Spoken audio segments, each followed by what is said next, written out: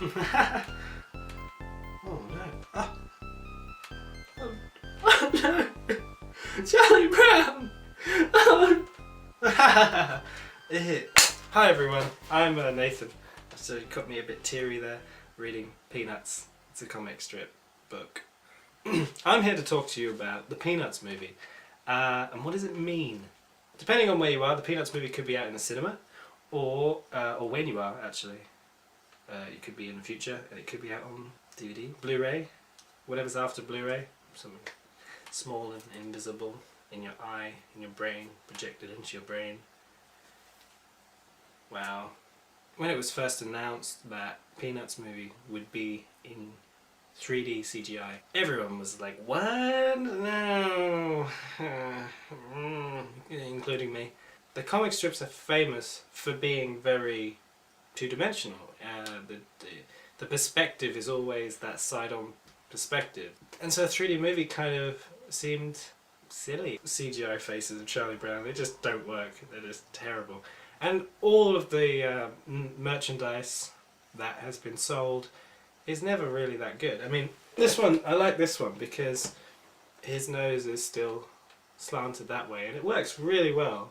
And I kind of prefer that to the ones where his nose is sticking out because it just doesn't look right to me. This looks right. I like this.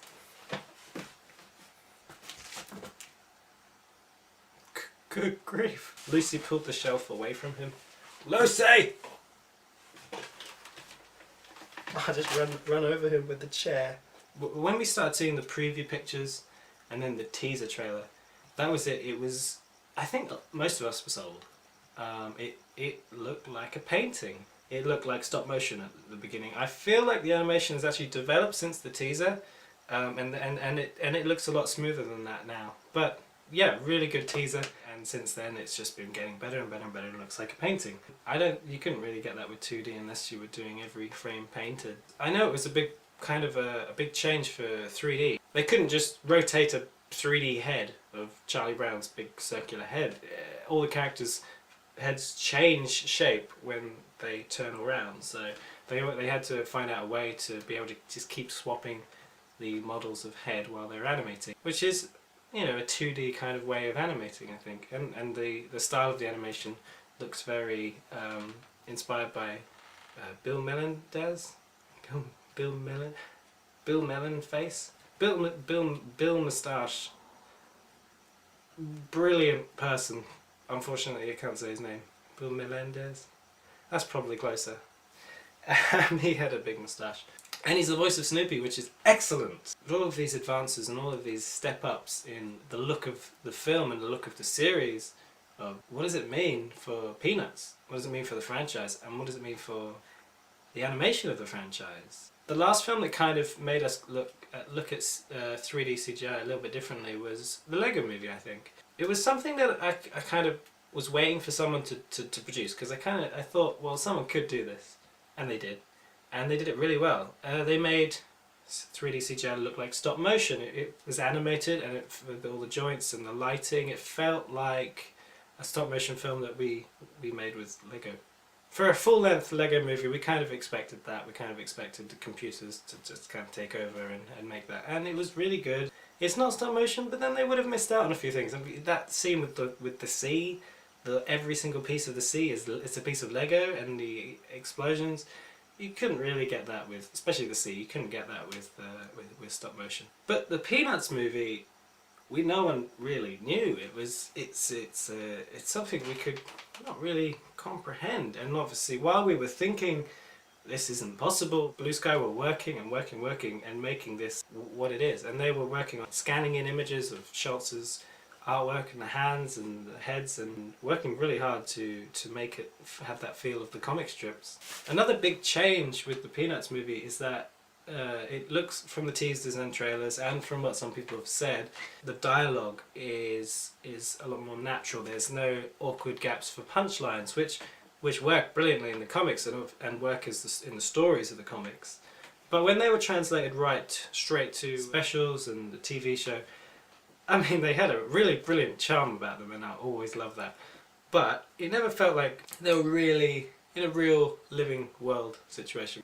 Blue Sky Studios and Schultz family, the family that run the museum and all that, they know the characters so well that they can write dialogue for them. I mean, they're scared. Don't want to go out of place with this stuff. But, you know, you can write enough in there to make it feel like it is Schultz, I think. People have attempted to do kind of 2D looking CGI films before. I remember the backgrounds in Bolt were painted. 3D models in Tekken Concrete were textured with paintings that made them look very nice in this 2D world. And there was this film that I saw a trailer of, I haven't seen it. It was something about a painting. And it looked like a painting. The whole film looked like a painting. Yeah, I think it was called The Painting, actually. But never like this. This is really something different. Whoop! This film, Happiness is a Warm Blanket, Charlie Brown, was the last one to come out. It came out in 2011. The actual film did kind of feel very vectory, very computer jaggedy. I really like the film. It's got a really nice soundtrack and it's charming and that really nice pace that the originals all had. And this film did try and do some interesting looking shots as well. There's some really cinematic shots in this one that you wouldn't see in some of the others. For a time, I think we all thought that Peanuts couldn't ever be 3D, and now it is, and now it looks good.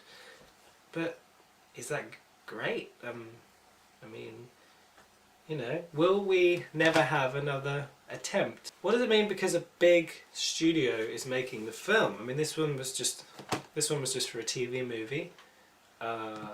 You know, they don't expect too much of a big worldwide hit. I mean, I had to order that online. I had to find out about it. If they make more Peanuts movies, which they will, somewhere down the line, someone will people accept another 2D one? It's an interesting question. Of course, the Peanuts movie could get a sequel and include rerun. I mean, we look at the Lego movie and we wonder, you know, do we need stop motion anymore? Of course we do. There's a lot of great films coming out still that are stop motion films. But we'll never get that stop motion Lego film. And that kind of makes you sad. And then you think about the Peanuts movie and how it's bringing the 2D work to life. And it really is great. It's obviously a shame that Charles M. Schultz isn't here to see it. But as a fan, it is kind of great. But, you know, does that mean there won't be any more 2D films? I know there's going to be 2D somewhere. 2D animation is big on TV. A lot of 2D animated shows on TV, which is excellent. But I do wonder with the Peanuts movie and the success of what they've done, the look of it, plus the Lego movie, plus Paper Man for Disney, is everything going to be 3D in the end? No. But it does make you wonder about the Peanuts series. Once you get to that Rotten Tomatoes fresh film, can you go back? Probably not. We always have the comics, we'll always have the series, we'll always have the specials, we'll always have the Peanuts movie, which is coming out, or is out. But is that the end for the 2D animated specials of Peanuts? Don't know. But let's enjoy what we've got anyway, in the movies, and the history of Peanuts, which we still have, obviously. I'll probably do a review of the Peanuts movie eventually when I see it. It may be me just screaming, which will make a difference from this video. I don't know if I came to any conclusions. I wasn't really planning to. I was just planning to talk. This is my first Peanuts book, I think. So you could tell why I like the Flying Ace trailer.